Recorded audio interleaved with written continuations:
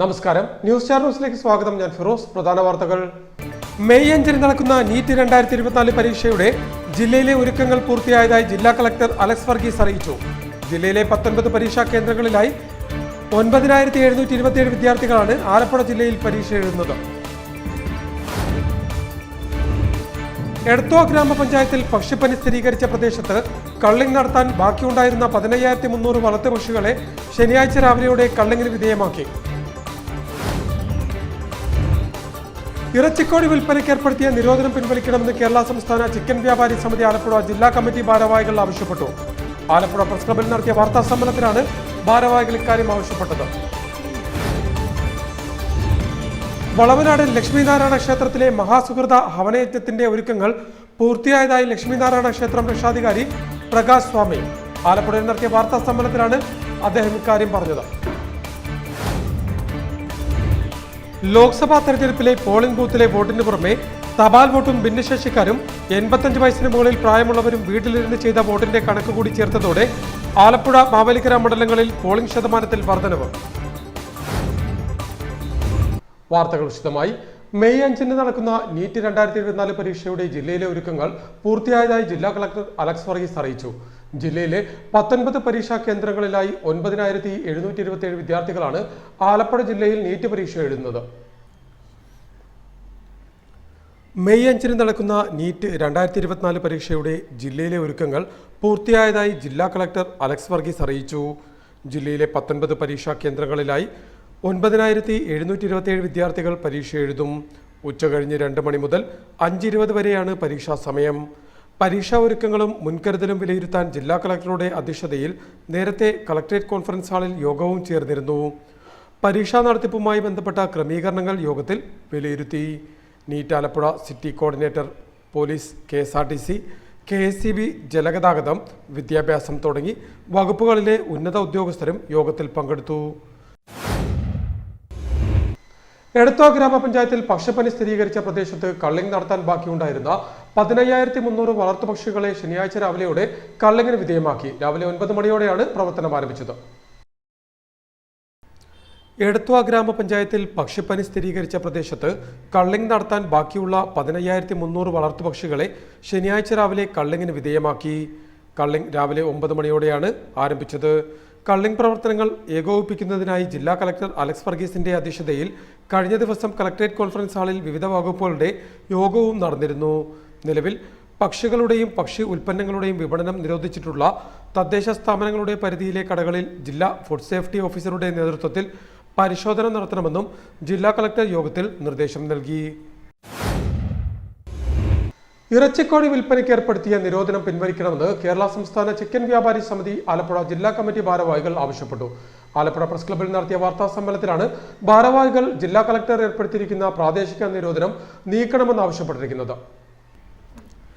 ഇറച്ചിക്കോഴി വിൽപ്പനയ്ക്ക് ഏർപ്പെടുത്തിയ നിരോധനം പിൻവലിക്കണമെന്ന് കേരള സംസ്ഥാന ചിക്കൻ വ്യാപാരി സമിതി ആലപ്പുഴ ജില്ലാ കമ്മിറ്റി ഭാരവാഹികൾ ആവശ്യപ്പെട്ടു. ആലപ്പുഴ പ്രസ് ക്ലബിൽ നടത്തിയ വാർത്താ സമ്മേളനത്തിലാണ് ഭാരവാഹികൾ കളക്ടർ ഏർപ്പെടുത്തിയിരിക്കുന്ന പ്രാദേശിക നിരോധനം നീക്കണമെന്ന് ആവശ്യപ്പെട്ടത്. നമുക്കറിയാം, കേരളത്തിലെ ആലപ്പുഴ ജില്ലയിൽ മാത്രം എല്ലാ വർഷവും ഏതാണ്ട് ഡിസംബർ മാസം അല്ലെങ്കിൽ ഏപ്രിൽ മാസത്തോടുകൂടി പക്ഷിപ്പനി ഉണ്ടാകാറുണ്ട്. ഇത് വർഷങ്ങളായിട്ട് തുടർച്ചയായിട്ട് എല്ലാ വർഷവും ഏതാണ്ട് ഉത്സവം പോലെ കൃത്യമായിട്ട് വന്നും പോയിക്കൊണ്ടിരിക്കുക. ഈ താറാവിനുണ്ടാകുന്ന പക്ഷിപ്പനിയുടെ പേരിൽ ബോയിലർ ചിക്കൻ കച്ചവടം ചെയ്യുന്ന കടക്കാരെ ആ ഒരു പേരിൽ അടപ്പിക്കുന്ന ഒരു സമ്പ്രദായമാണ് ഭരണകൂടം തുടർന്നുകൊണ്ട് വരുന്നത്. ഈ നാളത്രയും കാലം ഈ താറാവ് കൃഷിക്കാർക്കുണ്ടാകുന്ന നഷ്ടം ഗവൺമെൻറ് വഹിച്ച് 240-245 രൂപ മുതൽ കൊടുത്ത് അവർക്ക് നഷ്ടപരിഹാരം കൊടുത്ത് അവരുടെ വിഷയത്തിൽ പരിഹാരം കാണുന്നുണ്ട്. പക്ഷെ അവരുടെ ഈ അവസ്ഥയിൽ അവർക്ക് നഷ്ടപരിഹാരം കിട്ടുന്ന കാലത്തോളം കടയടച്ച് ഇടേണ്ടി വരുന്ന ചിക്കൻ വ്യാപാരികൾക്ക് ഒരു സഹായവും ഗവൺമെൻറ്റിൽ നിന്ന് ഉണ്ടാകുന്നില്ല. നിലവിൽ ജില്ലയിലെ 28 തദ്ദേശ സ്വയംഭരണ സ്ഥാപനങ്ങളിലാണ് പക്ഷിപ്പനിയുമായി ബന്ധപ്പെട്ട് ജില്ലാ കളക്ടർ നിരോധിച്ചിരിക്കുന്നത്. എന്നാൽ പക്ഷിപ്പനിയുടെ പേരിൽ ബ്രോയിലർ ചിക്കൻ വിൽപ്പന നിരോധിച്ച നടപടി ശരിയായില്ല എന്നും ഒരു സ്ഥലത്തും ബ്രോയിലർ ചിക്കന് പനി സ്ഥിരീകരിച്ചിട്ടില്ല എന്നും ഭാരവാഹികൾ പറഞ്ഞു. പ്രധാനമായും തമിഴ്നാട്, കർണാടകം, വിശാഖപട്ടണം എന്നിവിടങ്ങളിൽ നിന്നാണ് കേരളത്തിലേക്ക് ഇറച്ചിക്കോഴി എത്തുന്നത്. അവിടെയൊന്നും യാതൊരു തടസ്സവും ബ്രോയിലർ ചിക്കൻ വ്യാപാരത്തിലില്ല. നിലവിൽ നിരോധനം വന്നതോടെ ബ്രോയിലർ ചിക്കൻ വ്യാപാരികൾ മാത്രമല്ല പ്രതിസന്ധിയിലായിരിക്കുന്നതെന്നും മറിച്ച് ആലപ്പുഴ നഗരസഭയ്ക്കുള്ളിലെ ഹോട്ടലുകൾക്കും ഹൗസ് ബോട്ടുകൾക്കും വരെ നിരോധനം സാരമായി ബാധിച്ചതായും ഭാരവാഹികൾ പറഞ്ഞു. നിലവിലെ പ്രതിസന്ധിയും മറ്റും കണക്കിലെടുത്ത് അടച്ചിട്ടിരിക്കുന്ന കടകൾക്ക് നഷ്ടപരിഹാരം നൽകാൻ ബന്ധപ്പെട്ട അധികൃതർ തയ്യാറാകണമെന്നും ചിക്കൻ കടകൾ പ്രവർത്തിപ്പിക്കാൻ അനുമതി നൽകണമെന്നും വ്യാപാരികൾ ആവശ്യപ്പെട്ടു. Secretary KX Joppan, president Ratheesh Kumar, മറ്റ് ഭാരവാഹികൾ തുടങ്ങിയവർ വാർത്താസമ്മേളനത്തിൽ സംബന്ധിച്ചു. വളവനാട് ലക്ഷ്മിനാരായണ ക്ഷേത്രത്തിലെ മഹാസുഹൃത ഹവനയജ്ഞത്തിന്റെ ഒരുക്കങ്ങൾ പൂർത്തിയായതായി ലക്ഷ്മിനാരായണ ക്ഷേത്രം രക്ഷാധികാരി പ്രകാശ് സ്വാമി പറഞ്ഞു. ആലപ്പുഴയിൽ നടത്തിയ വാർത്താ സമ്മേളനത്തിലാണ് അദ്ദേഹം ഇക്കാര്യം അറിയിച്ചത്. വളവനാട് ലക്ഷ്മിനാരായണ ക്ഷേത്രത്തിലെ മഹാസുഹൃത ഹവനയജ്ഞത്തിന്റെ ഒരുക്കങ്ങൾ പൂർത്തിയായതായി ലക്ഷ്മിനാരായണ ക്ഷേത്രം രക്ഷാധികാരി പ്രകാശ് സ്വാമി പറഞ്ഞു. ആലപ്പുഴയിൽ നടത്തിയ വാർത്താ സമ്മേളനത്തിലാണ് അദ്ദേഹം ഇക്കാര്യം അറിയിച്ചത്. വളവനാട് ലക്ഷ്മിനാരായണ ക്ഷേത്രത്തിലെ വളരെ ബൃഹത്തും മഹത്വമേറിയ ഒരു പുണ്യകർമ്മമാണ്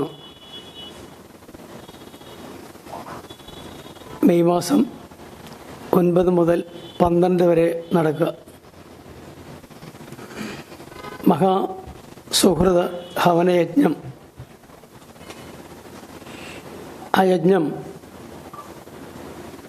വളരെ വർഷങ്ങൾക്ക് മുമ്പ് പരിയാരം ക്ഷേത്രത്തിൽ മാത്രമാണ് നടത്തപ്പെട്ടത്. അതിനുശേഷമാണ് വളവനാട് ലക്ഷ്മിനാരായണ ക്ഷേത്രത്തിലെ ഈ മഹായജ്ഞം നടക്കാൻ പോകുന്നത്. ഈ മാസം 9 മുതൽ 12 വരെയാണ് ക്ഷേത്രത്തിൽ ചടങ്ങുകൾ നടക്കുന്നത്. വർഷങ്ങൾക്ക് മുൻപ് പരിയാരം ക്ഷേത്രത്തിൽ മാത്രമാണ് ഇത്തരത്തിൽ ഒരു യജ്ഞം നടത്തിയിട്ടുള്ളതെന്നും അതിനുശേഷം വളവനാട് ലക്ഷ്മി ക്ഷേത്രത്തിലാണ് ഇപ്പോൾ യജ്ഞം നടക്കാൻ പോകുന്നതെന്നും ഭാരവാഹികൾ കൂട്ടിച്ചേർത്തു. ക്ഷേത്രം പ്രസിഡന്റ് അഡ്വക്കേറ്റ് PP ബൈജു, ഉപാധ്യക്ഷൻ Raju Pallipparambil, secretary N Rajeev, treasurer V Omanakuttan, Shibu Bhaskaran തുടങ്ങിയവരും വാർത്താസമ്മേളനത്തിൽ സംബന്ധിച്ചു. ലോക്സഭാ തെരഞ്ഞെടുപ്പിലെ പോളിംഗ് ബൂത്തിലെ വോട്ടിന് പുറമെ തപാൽ വോട്ടും ഭിന്നശേഷിക്കാരുടെയും 85 വയസ്സിന് മുകളിൽ പ്രായമുള്ളവരും വീട്ടിലിരുന്ന് ചെയ്ത വോട്ടിന്റെ കണക്ക് കൂടി ചേർന്നതോടെ ആലപ്പുഴ മാവേലിക്കര മണ്ഡലങ്ങളിൽ പോളിംഗ് ശതമാനത്തിൽ വർധനവുണ്ടായി. ലോക്സഭാ തെരഞ്ഞെടുപ്പിലെ പോളിംഗ് ബൂത്തിലെ വോട്ടിന് പുറമെ തപാൽ വോട്ടും ഭിന്നശേഷിക്കാരും 85 വയസ്സിന് മുകളിൽ പ്രായമുള്ളവരും വീട്ടിലിരുന്ന് ചെയ്ത വോട്ടിന്റെ കണക്ക് കൂടി ചേർത്തതോടെ ആലപ്പുഴ മാവേലിക്കര മണ്ഡലങ്ങളിൽ പോളിംഗ് ശതമാനത്തിൽ വർധനവുണ്ടായി. തെരഞ്ഞെടുപ്പ് ഡ്യൂട്ടിയിലുള്ള ഉദ്യോഗസ്ഥരും അവശ്യ സർവീസ് വിഭാഗത്തിലുള്ളവരുമാണ് വോട്ടർ ഫെസിലിറ്റേഷൻ കേന്ദ്രത്തിൽ എത്തി തപാൽ വോട്ട് രേഖപ്പെടുത്തിയത്. ആലപ്പുഴ മണ്ഡലത്തിൽ ആകെയുള്ള 14,83,000 വോട്ടർമാരിൽ 10,50,726 വോട്ടർമാരാണ് ബൂത്തിലെത്തി വോട്ട് ചെയ്തത്. അങ്ങനെ പോളിംഗ് ശതമാനം 75.05%. വീട്ടിലിരുന്ന് ചെയ്ത 11,842 വോട്ടും 3,162 തപാൽ വോട്ടും കൂടി ചേർന്നതോടെ ആകെ ആലപ്പുഴ മണ്ഡലത്തിലെ വോട്ട് 10,65,730 ഉയർന്നു. ഇതോടെയാണ് പോളിംഗ് ശതമാനം 55-ൽ നിന്നും 76.12 ആയത്. മാവേലിക്കര മണ്ഡലത്തിൽ ആകെയുള്ള 13,31,880 വോട്ടർമാരിൽ 8,78,360 പേരാണ് ബൂത്തിലെത്തി വോട്ട് ചെയ്തത്. വീട്ടിലിരുന്ന് ചെയ്ത 12,049 വോട്ടും 3,525 തപാൽ വോട്ടും കൂടി ചേർന്നതോടെ ആകെ വോട്ട് 8,93,934 പോളിംഗ് ശതമാനം 67.12 മാറുകയായിരുന്നു. News star news, Alappuzha. പ്രധാന വാർത്തകൾ ഒരിക്കൽ കൂടി. മെയ് 5 നടക്കുന്ന നീറ്റ് 2024 പരീക്ഷയുടെ ജില്ലയിലെ ഒരുക്കങ്ങൾ പൂർത്തിയായതായി ജില്ലാ കളക്ടർ അലക്സ് വർഗീസ് അറിയിച്ചു. ജില്ലയിലെ 19 പരീക്ഷാ കേന്ദ്രങ്ങളിലായി 9,727 വിദ്യാർത്ഥികളാണ് ആലപ്പുഴ ജില്ലയിൽ പരീക്ഷ എഴുതുന്നത്. എടത്വ ഗ്രാമപഞ്ചായത്തിൽ പക്ഷിപ്പനി സ്ഥിരീകരിച്ച പ്രദേശത്ത് കള്ളിംഗ് നടത്താൻ ബാക്കിയുണ്ടായിരുന്ന 15,300 വളർത്തുപക്ഷികളെ ശനിയാഴ്ച രാവിലെയോടെ കള്ളിങ്ങിന് വിധേയമാക്കി. ഇറച്ചിക്കോഴി വിൽപ്പനയ്ക്ക് ഏർപ്പെടുത്തിയ നിരോധനം പിൻവലിക്കണമെന്ന് കേരള സംസ്ഥാന ചിക്കൻ വ്യാപാരി സമിതി ആലപ്പുഴ ജില്ലാ കമ്മിറ്റി ഭാരവാഹികൾ ആവശ്യപ്പെട്ടു. ആലപ്പുഴ പ്രസ് ക്ലബിൽ നടത്തിയ വാർത്താ സമ്മേളനത്തിലാണ് ഭാരവാഹികൾ ഇക്കാര്യം ആവശ്യപ്പെട്ടത്. വളവനാട് ലക്ഷ്മിനാരായണ ക്ഷേത്രത്തിലെ മഹാസുഹൃത ഹവനയജ്ഞത്തിന്റെ ഒരുക്കങ്ങൾ പൂർത്തിയായതായി ലക്ഷ്മിനാരായണ ക്ഷേത്രം രക്ഷാധികാരി പ്രകാശ് സ്വാമി ആലപ്പുഴയിൽ നടത്തിയ വാർത്താ സമ്മേളനത്തിലാണ് അദ്ദേഹം ഇക്കാര്യം പറഞ്ഞത്. ലോക്സഭാ തെരഞ്ഞെടുപ്പിലെ പോളിംഗ് ബൂത്തിലെ വോട്ടിന് പുറമെ തപാൽ വോട്ടും ഭിന്നശേഷിക്കാരും 85 വയസ്സിന് മുകളിൽ പ്രായമുള്ളവരും വീട്ടിലിരുന്ന് ചെയ്ത വോട്ടിന്റെ കണക്ക് കൂടി ചേർത്തതോടെ ആലപ്പുഴ മാവേലിക്കര മണ്ഡലങ്ങളിൽ പോളിംഗ് ശതമാനത്തിൽ വർധനവ്. ഇതോടെ വാർത്തകൾ കഴിഞ്ഞു. നമസ്കാരം.